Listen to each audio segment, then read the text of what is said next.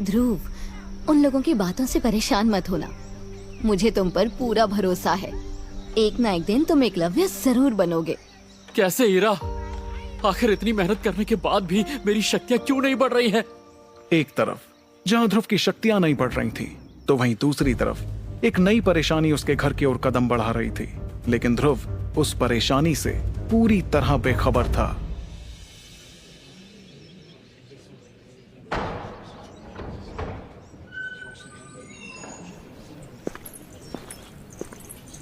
ध्रुव और इरा शौर्य महल पहुंचे तो उन्होंने देखा कि शौर्य महल में ध्रुव के पिता अरेंद्र, जो कि शौर्य दल के लीडर भी थे, अपने दल के कुछ बुजुर्गों के साथ बैठकर किसी खास मुद्दे पर बातचीत कर रहे थे।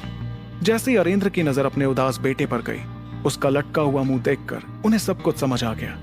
वो अपनी बातचीत को वहीं पर रोककर ध्रुव के पास गए।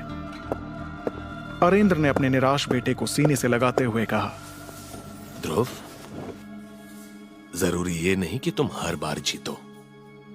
जरूरी ये है कि तुम हर बार पूरी लगन से मेहनत करो। तुम शौर्य दल के लीडर अरेंद्र के बेटे हो। चिंता मत करो, अगली बार तुम्हें जरूर कामयाबी मिलेगी। इस वक्त शौर्य महल के दरबार में बैठे सभी लोगों की नजर ध्रुव पर ही थी। तभी अचानक एक लड़की नीले रंग के गाउन में अपने लंबे लंबे कदमों के साथ शौर्य महल के इस दरबार में दाखिल हुई। इस लड़की का नाम लारा जयान था। लारा के दादाजी ओहान साम्राज्य के शेर दिल सेनापति रह चुके थे और लारा अंबर दल की होने वाली लीडर थी। अंबर दल ओहान साम्राज्य के सबसे ताकतवर दलों में से एक था। लारा का अचानक इस तरह से महल में आना किसी को भी समझ नहीं आ रहा था। लारा, स्वागत है तुम्हारा। ना कोई खत, ना कोई खबर, इस तरह से यूं अचानक। सब ठीक तो है? लारा ने अपने दाहिने हाथ से चुटकी बजाते हुए अपने बॉडीगार्ड्स की ओर इशारा किया। इशारा पाते ही वो सभी एक कदम आगे आए। वो बॉडीगार्ड्स एक बड़े से हरे रंग के बॉक्स को पकड़े हुए थे। बॉक्स की तरफ देखते हुए लारा ने कहा, मुझे पता चला है कि ध्रुव इस साल भी अपनी शक्तियों को नहीं बढ़ा पाया, इसलिए मैं ध्रुव के लिए एक खास चीज लेकर आई हूँ। लेकिन लारा, हम तुमसे कोई तोहफा नहीं ले सकते, और वैसे भी तुम कुछ ही दिनों में हमारे परिवार का हिस्सा बनने वाली हो, इसीलिए इस तोहफे की कोई जरूरत नहीं थी। अरेंद्र की बात खत्म भी नहीं हुई थी और बॉडीगार्ड्स ने उस बॉक्स को खोल दिया था। सभी को बॉक्स में हरे रंग की शरबत से भरी हुई बोतलें दिखाई दे रही थी। वहां मौजूद सभी लोगों ने शरबत को पहचान लिया था। करिश्माई शरबत, ये तो बहुत ही कीमती शरबत है।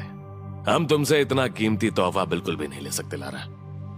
आप जानते हैं ना कि ये करिश्माई शरबत ध्रुव के लिए कितना फायदेमंद साबित हो सकता है। मुझे लगता है कि ध्रुव को इस शरबत को ले लेना चाहिए, क्योंकि अब तो शहर में ध्रुव के लिए तरह तरह की बातें भी होने लगी हैं।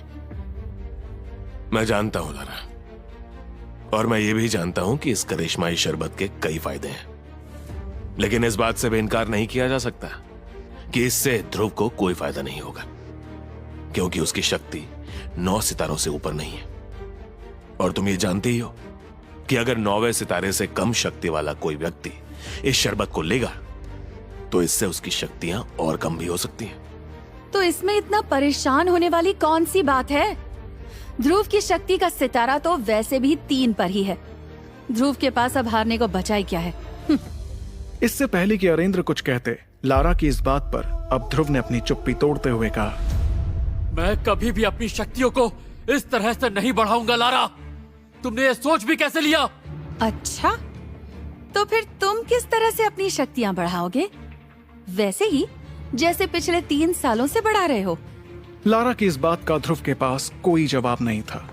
लारा ने अरेंद्र के पास आकर उनसे इत्मीनान से कहा, ठीक है, अगर आप इस करिश्माई शरबत को तोहफे के तौर पर नहीं लेना चाहते, तो क्या आप मुझे इसके बदले में कुछ दे सकते हैं? हाँ हाँ बिल्कुल, क्यों नहीं। हम तुमसे शरबत को लिए बिना भी तुम्हें जो चाहिए वो दे सकते हैं।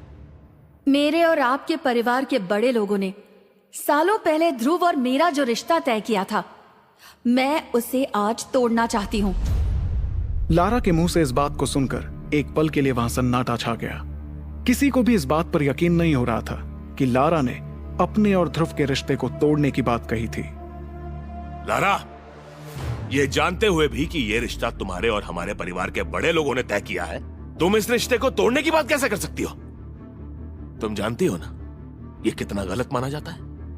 ये रिश्ता जरूर परिवार के बड़े लोगों ने तय किया था, लेकिन तब और अब में काफी फर्क आ चुका है। आज मेरे और मेरे परिवार के लोगों की शक्तियां कहां से कहां पहुंच चुकी हैं, जबकि ध्रुव पिछले 3 सालों से वहीं पर अटका हुआ है। लारा के मुंह से अपने और अपने परिवार की नाटा छा गया था। अब सभी की नजरें ध्रुव के जवाब का इंतजार कर रही थी। क्या ध्रुव अपनी मंगेतर लारा की शर्त मानेगा? आखिर क्या वजह थी जो ध्रुव की शक्तियां पिछले 3 सालों से आगे नहीं बढ़ पा रही थी? कैसे लड़ेगा ध्रुव खुद से शक्तिशाली लारा से? जानने के लिए सुनते रहिए सुपर योद्धा।